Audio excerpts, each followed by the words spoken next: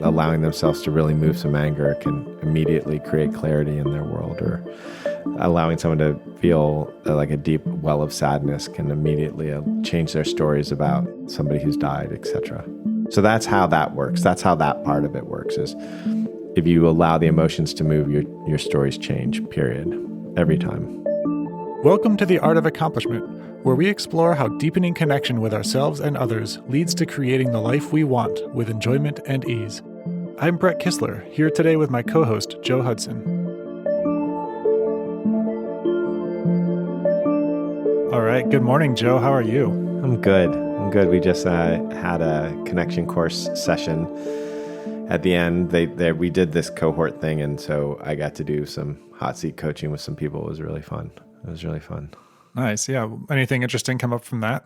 Yeah. Actually, the thing that we're going to talk about today was present in it, in the fact that there was a lot of what I do when I'm hot seat coaching is to see through people's stories or limiting beliefs, and to see how the emotional component interacts with that story.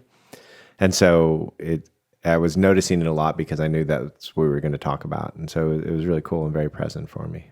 You're talking about see through the story. We've recently done an episode on limiting beliefs. Yeah. How does story and emotions link together in the way that you're envisioning talking about right now? So story is kind of it's used often in our work, but there's a good question about what it is. And I would just describe story meaning like any idea that you have, like the idea that you put around a situation. So I'm outside and I'm in nature and I'm like, oh, this is enjoyable. That's a story, that it's enjoyable. Or nature is beautiful. That's a story. Or, wow, I wish they hadn't cut down all these trees. That's a story. Or mankind is destroying the environment. That's a story. It's not that they're true or not true. It's not about that. It's literally the idea structure that you put around whatever it is that you're experiencing. And to some degree, it separates you from the experience. And in some level, it informs your experience, and it can actually make the experience richer. I'm thinking about how this might interact with emotions. Is there's some emotion that comes up in us. It's like, wow, I'm angry. That's a story. Correct. But also you could use the recognition, oh, I'm angry. That's a story. But that story might point to, there might be something to feel underneath this. That reminds me of I remember, so when I was like learning to have emotional experiences, because I was very cut off from my emotions in my 20s, and I learned that if I could name the emotion I was having, like I'm angry, it would help me feel it. And then it was some years later, I was with a friend and I was like, wow, I'm really sad. And he's like, no, you're telling me you're sad as a way to not feel it. And he was like dead on. And I recognized it. I was like, oh, crap. The story can do both. And it does do both at different times, especially different times of development. So yeah, the story is just the idea structure that you put around an experience. That's what it means. Yeah. Okay. Yeah. So I'm going back to a couple of examples that you just mentioned. I'm looking out the window right now at some trees and nature. And I'm like, okay, this walking around in nature, wow, this is beautiful. That being a story separates me from just experiencing fully the nature, fully letting the sensory experience in, because it's getting funneled into the story. Yes and no, in the fact that I would say the more you believe the thought to be true, the more that it separates you. There's ways in which a thought can actually bring you more deeply into connection with yourself as well. The thought can do either. The thought can make you either more or less connected.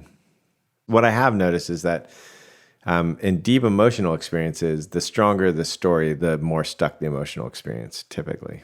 Right. And in more of a personal development context, this might be, I'm angry because my parents did this to me back then, and now I'm all fucked up for whatever reason. And now I just keep living in this pattern, and this pattern is something I just can't get out of, and it defines me now. Right, exactly. And I feel so angry and frustrated and disappointed and sad and bereft at all of this. But those feelings are like, to the extent that you buy that story and hold it to be true, those feelings can only circle around inside the story. And it might be very necessary for somebody at some point in their development and some part of their journey on this is to be able to say that, right? So for instance, I work with a lot of people who Like, my parents were perfect. That's the first thing they'll say is, my parents were perfect. And usually if they're coming to me and they're saying that, there's going to be a moment where it's really important to them for them to say, no, my parents had issues. Like, that story needs to change, and they need to say it out loud and believe that story for things to be able to move. And they also have to let go of that story that my parents were, had screwed up in some way, to also continue moving through it. So all the stories are very necessary, and they definitely interact deeply with the emotional experience, and to some degree almost the same thing in a way. Yeah. Yeah, so it sounds like there's maybe even like a hopscotching from story to story on the journey, until eventually like the stories become more and more diffuse and further apart, and eventually you just land in the full experience of yourself with all of its complexity. And stories come up maybe as something that's useful in the moment. A thought is a story. Yes, that's right. Every sentence that I say is a story in some sense, but it's partially true, partially false. Not my entire thought process, not my entire being. Yeah, that's exactly right. Yeah, there is no thought that I can't find any thought that I have that's 100% true, and I can't find any thought that I have that's 100% false. And I'd say the same thing with my identity, and the same thing with everything, is that thoughts by their nature are limited, and they cannot describe reality. It's like I could not paint an accurate portrait of the world with one color, and I cannot describe the world accurately with only one function, being intellect. I also, to be able to have a full experience, to describe a full experience of something, I need something besides the intellect as well. So how do we see through stories when we start to identify the stories that we're in, identify things that we might not have previously identified as stories, such as for some listeners, it might be surprising to think, oh, those trees are beautiful is a story that separates me from them. What? Or all of your thoughts are a story that you don't have to look. You don't have to figure out, like, unlike a limiting belief, which is like a story that's actually limiting you, every single thought you have is a story. There's none that isn't. Yeah. Or even the story that humanity is destroying nature could be the story that is making you feel constriction and blame, which separates you from the heartbreak and the personal responsibility of being a part of this morass of humanity. Right. Yeah. Or you could tell the story humanity is taming nature. You could tell the story that humanity is destroying nature. You could tell the story that humans are a part of nature, and we're like the forest fire, which helps reseed the forest. Or there's like infinite stories you can tell about the situation, and there's beautiful truth to all of them, and there's a lack of truth to all of them. Yeah, I have a favorite story there where humans are something that trees sent to go dig oil back up from the ground and put carbon back in the air for them. Yeah. Yeah, I've heard the same thing. Yeah, it's mind-breaking. I think George Carlin had something where he's like, the earth invented humans to make plastic. I think is what he said. Right. Yeah. So, right. So there's 1,000 stories that you can tell around it. And the thing about them is that, we have an emotional experience all the time. We have stories that are just like about nature, and we have stories about ourselves. We call the stories about ourselves an identity, and all of them will have an emotional component to them. And some of them are, somewhat benign emotional components, and some of them are not. Like, my dad loves me, my dad hates me, my dad's critical of me, often would have a much deeper emotional component. You have the thought, or you identify in a specific way, like I am a lazy, or I'm no good, or I'm worthless. It's going to come with an emotional component to it. And so they're deeply tied together, that our belief systems and our identity, belief systems about our identity, all have a lot of, they have like an emotional correlation. Yeah, there's almost a way that the story comes up as a description of the emotion. We have the emotional experience, and then we try to understand it and come up with a story. And then the story is something that we want to be something that's internally consistent, that we can then use to predict and act upon. Yeah, never is internally. It's never consistent. Right. Yeah, but it's we all think it is, but it isn't. Yeah, there's this attempt to make it somewhat logically consistent, and that's the intellect coming in. Yes, that's right. But then you can also use those stories as a path down to what the actual fully fluid emotional movement underneath it is, what is trying to happen there. And in my experience is that using the stories to do that eventually means taking the stories all apart with other stories. It's like it's deconstruction, and then the emotions move most fluidly when there's no story. If you look at animals, their emotions move very fluidly, and there's less stories. Yeah. So it sounds like something you're pointing to here is that there's always emotions. If there's a story, there's emotions behind it, because stories are constructed of emotion. And there's not always a story with emotions. It's possible to move an emotion. Correct. The other thing that happens is we can tell ourselves new stories that change our emotions, which is a really interesting thing, right? Like if I listen to somebody talking on a podcast and I see myself differently because of that, then that new identity will have a new emotional. And so maybe I feel relief because I'm like, oh, wow, I see myself differently. I don't have to be constrained by that anymore. So what's interesting is like if you look at this as far as like non-dual teachers or a lot of spiritual teachers, they're just sitting there telling stories, but they're telling stories that change the emotional component of people, the emotional components of people. So it's interesting. Like they do interact in this. There's a dance. It's not so much causal as it's one or the other, and one's not greater than the other. They do interact. So tell me a little bit more about the way that they interact and what makes that really important for this work and for this journey. There's the intellect and the emotional way. So if you can deconstruct all of this is the way I did, because I was very head-based. I just deconstructed all the stories until I couldn't believe any stories anymore, which allowed for a lot greater emotional fluidity. And then I found out it works in reverse too, meaning that if I'm really stuck on something, I'm like, and my head's like doing that thing that most people's heads do, which is cycling over the problem over and over again. What did I do? How do I fix it? What did I do? How do I fix it? I can't believe I did that. That kind of thing. You can release an emotion and then boom, the story gets clarified. Like you can see things differently. And you've seen this all the time where somebody has a big anger release or sadness release, and all of a sudden they feel so much more clear about a problem that they were having. And oftentimes when I'm working with people, I try to work on both the emotional and the intellectual, the story side of it.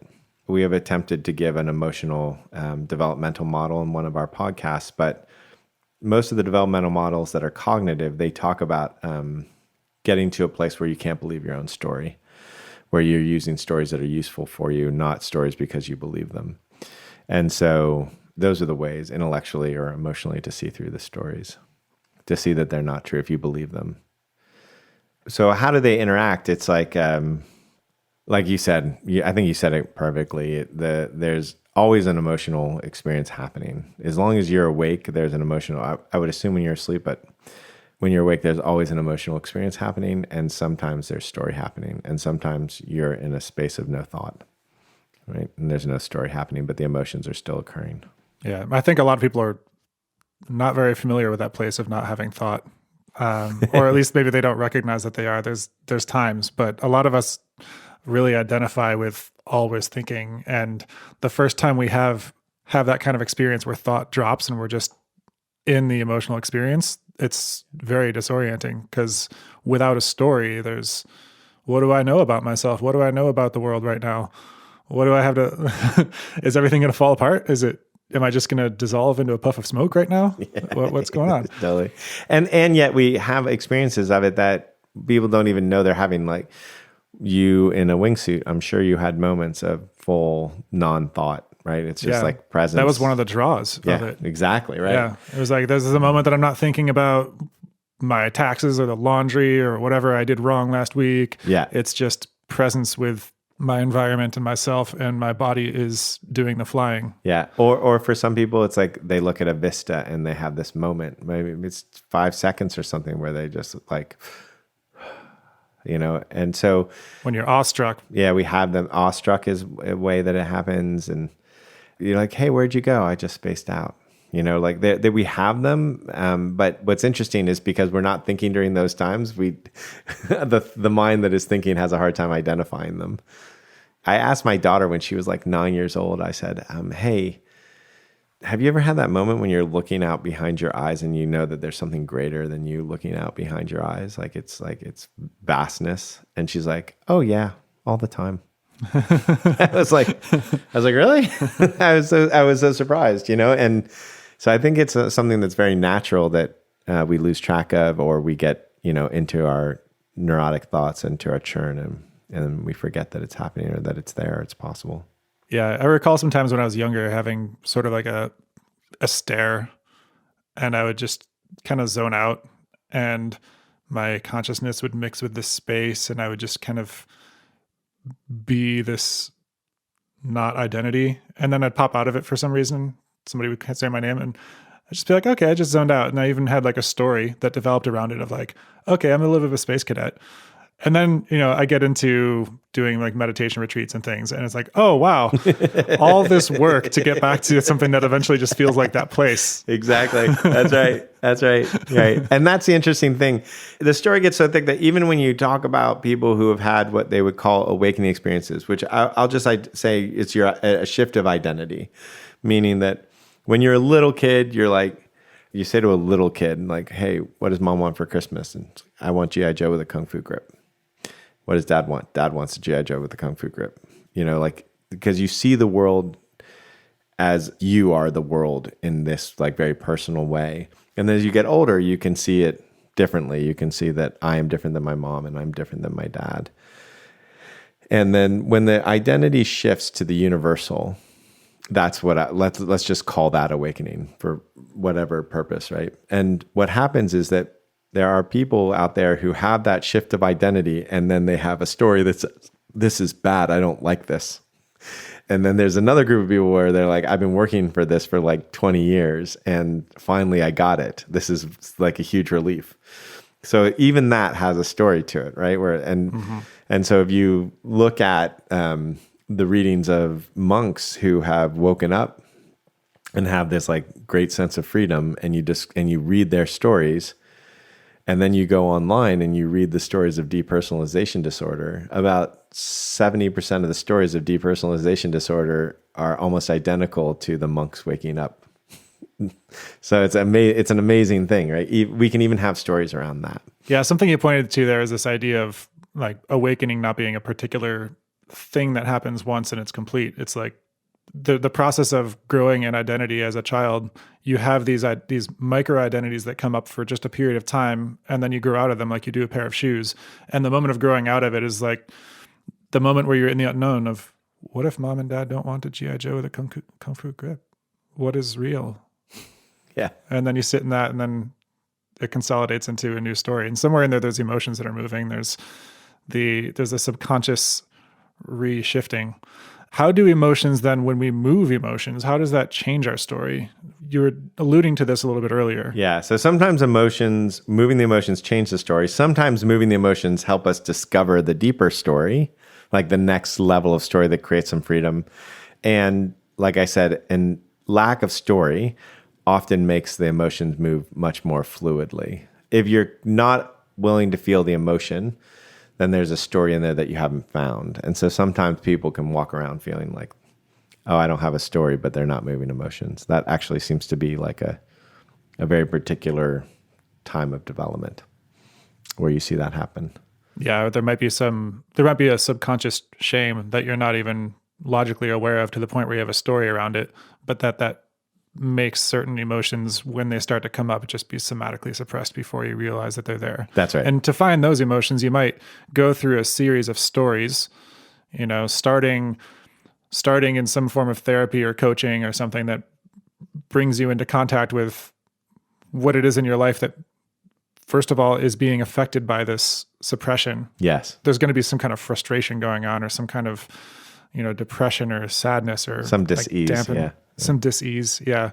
And then you could, find your hopscotch of stories that get down to what emotion is not being able to move. Yeah. So I'll give you like a practical example here. So Tara and I were looking for a place to live. This was like kind of during the crash, and I didn't want to buy a house because I knew that the crash was coming, and I knew basically had done the math, and it was like 2011 is like when all these short-term loans were coming up. So that was going to be the down part of the market.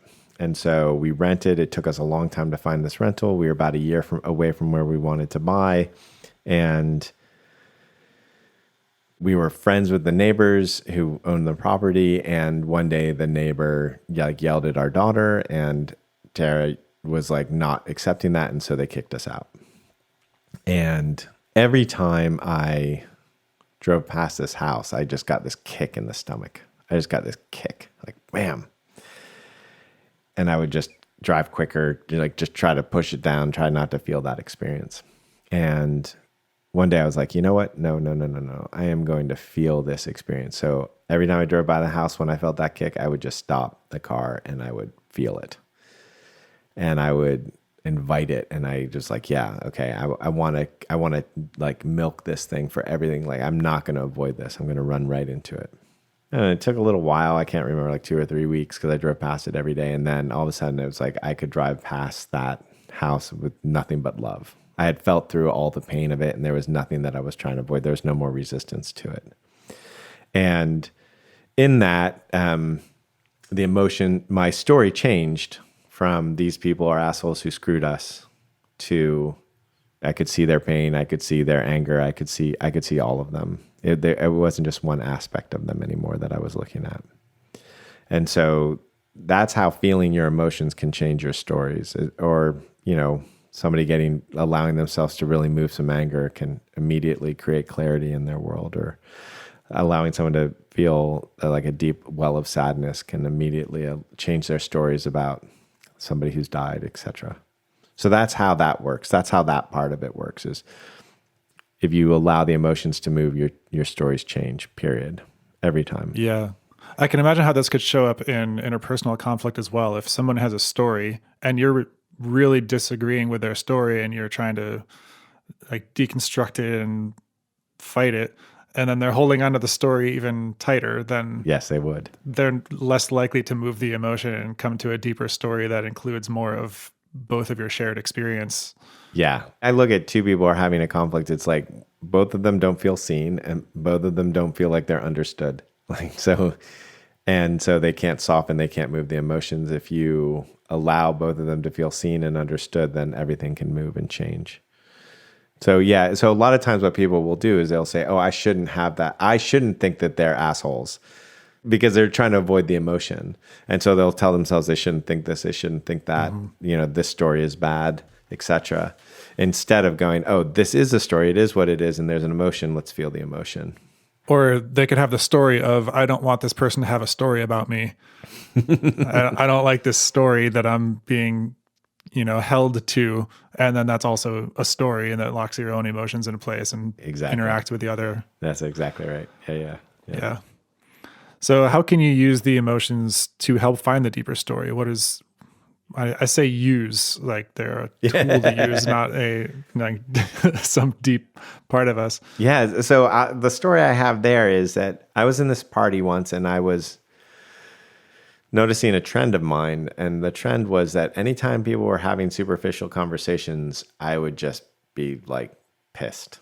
I'd just be like judgmental and shitty. Like, oh yeah, so I went shopping, and I really liked the green, but the chartreuse was a little bit better, and I'd just be like wanting to throttle them, and and I was like, what is what? I like, this doesn't make any sense, and it's been ruling me for decades, and so I started to really feel into that. I would start finding people having what I would at that time would have called shallow conversations, and I would just go and be in it, and it got awkward. I got to tell you, there were some awkward moments of like two people talking about shopping, and I'm just like tearing up, I'm crying, weeping over this, and so I didn't know why this was happening, but as I felt the emotions all the way through, it became clear. And the story that became clear was that when I was a kid, I was the guy shouting that there's an elephant in the living room, right? Like, I would talk about the pink elephant. We had an alcoholic household, and my job in the house was to be like, there's a problem. And everybody else's job in the house was to be like, what problem? I don't know what you're talking about. That's not an issue. and to keep it superficial. And that's where the anger actually was. The anger was that. And once I felt the hurt underneath the anger of like, oh, of not being seen for all those years and not being respected for the role that I was playing and being made the problem child or whatever it was, then there was just tears. And so I'm like, I can't remember exactly how old I was then. It was like maybe 35 or something. And I'm just like weeping while people were talking about driving to Santa Barbara. It was awkward. But it was great. And so it just by going into the emotional experience, it brought out the story that was hidden in there that was holding me back. And I think that happens a lot, especially people who, have like they can see through their own identity, but their emotions aren't moving. I think that's often the trick is to like really look for everything that's uncomfortable and dig in and feel all the way will like bring out the subconscious stories about who we are and what we've been through. Yeah, it sounds like there's a sort of a trap or a kind of a dodge that can occur where you see a story that you're in and then you see through that story, but then you see past feeling the emotion. And you're just like, oh yeah, nothing is real. What is free will? Yes.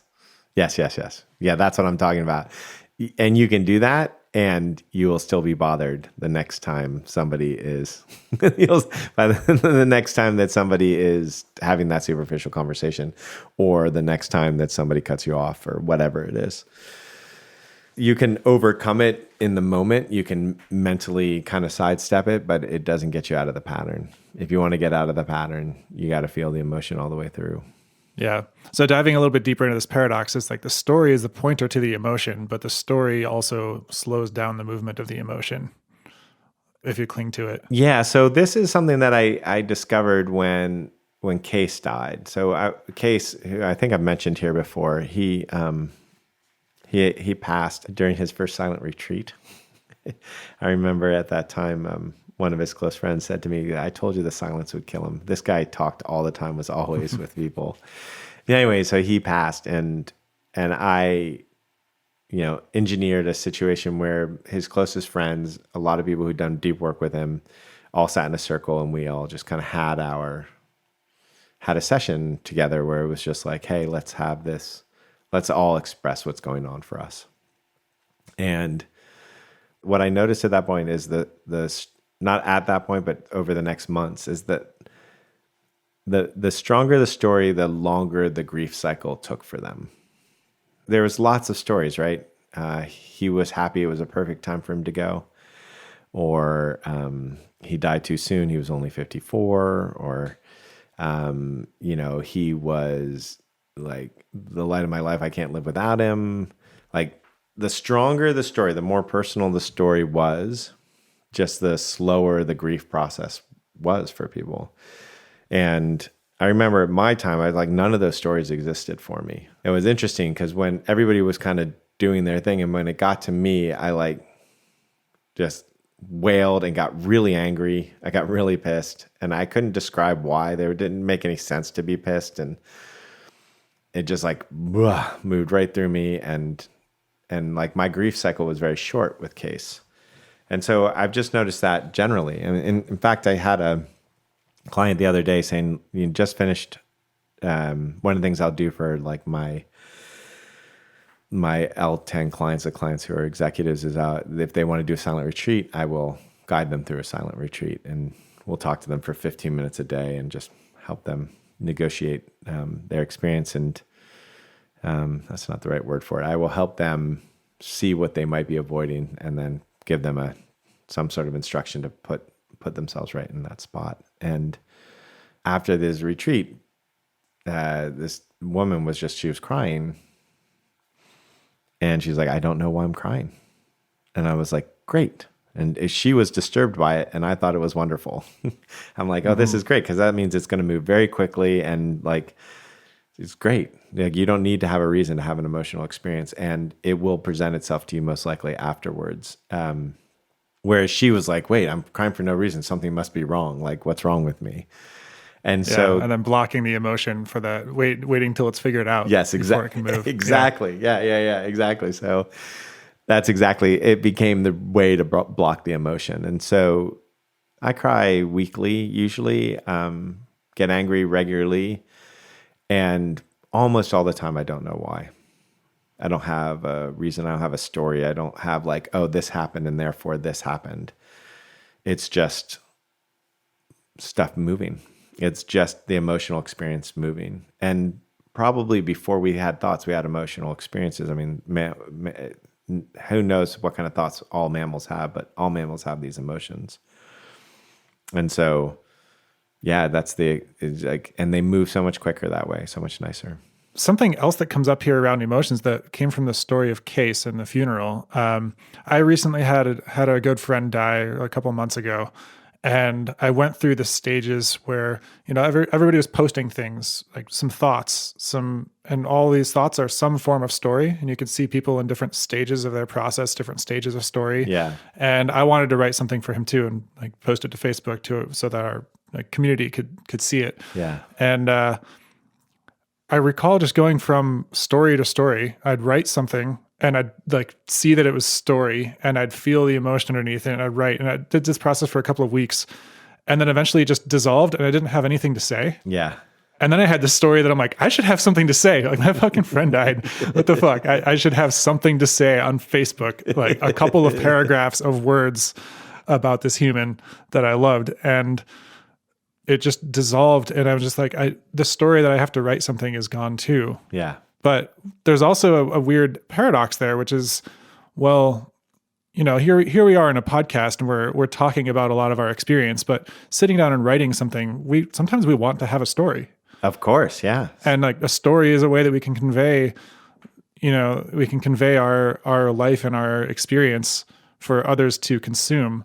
And if you develop this habit of just deconstructing story the moment it comes to your mind, well, how do you stabilize any story to ever write, say, a description for one of our recent podcasts that I've been stumbling over for the past several days? The way we're doing it right now is what my experience is.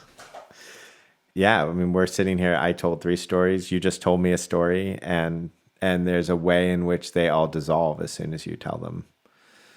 And imagine the freedom of that. Like, if that's not you in particular, but the people listening to the podcast, imagine the freedom of like watching the stories about your parents dissolve, the stories about yourself dissolve, that each one of them is like moved through, and then there's the relief and the freedom of them on the other side. And it is a strange phenomenon that I don't entirely understand, which is everything that I've just told you. I'm not attached to it, and yet I can talk about it, and I can talk about it even with an air of certainty to it. And at the same time, it's completely illusional to me, right? There's nothing in me that buys in to it. And for a while, I was like that. Like, I just couldn't tell stories. Like, but there was a like a good year and a half where I was just like, I don't even know what. And now I like realize how important they are. Like they're what make us humans. It's like stories are so important, and I love them. I love watching them. I love seeing them. Yeah. Well, that leaves me with my exercise after we complete this podcast, which is to Alexa actually suggested this to me yesterday while we were struggling with the description for the last episode. I'm going to free write on what we just talked about and see what comes of it. Maybe it's a description for the episode. Yeah, exactly. See what happens. Awesome. Yeah. I think the reason, just to close it off, the reason I thought it was really important to share this is that if there's people who are listening to the podcast and the emotions are starting to move and the story is starting to dissipate, that's not a problem. Mm-hmm. That's progress. And it can be disorienting, and you can be like, wait, who am I? And I want to point to the fact that is great. Like, that is a wonderful, wonderful step that's happening. And it's not to be chased after. It just happens naturally. Yeah. It's a moment of growing past an identity. Yeah. Into something larger. Exactly. Yeah. Awesome. Yeah. Beautiful. Thank you, Joe. Yeah. Pleasure. Thanks for listening to The Art of Accomplishment. If you enjoyed what you heard today, please subscribe and rate us in your podcast app. We'd love your feedback, so feel free to send us questions or comments. You can reach out to us, join our newsletter, or check out our courses at artofaccomplishment.com.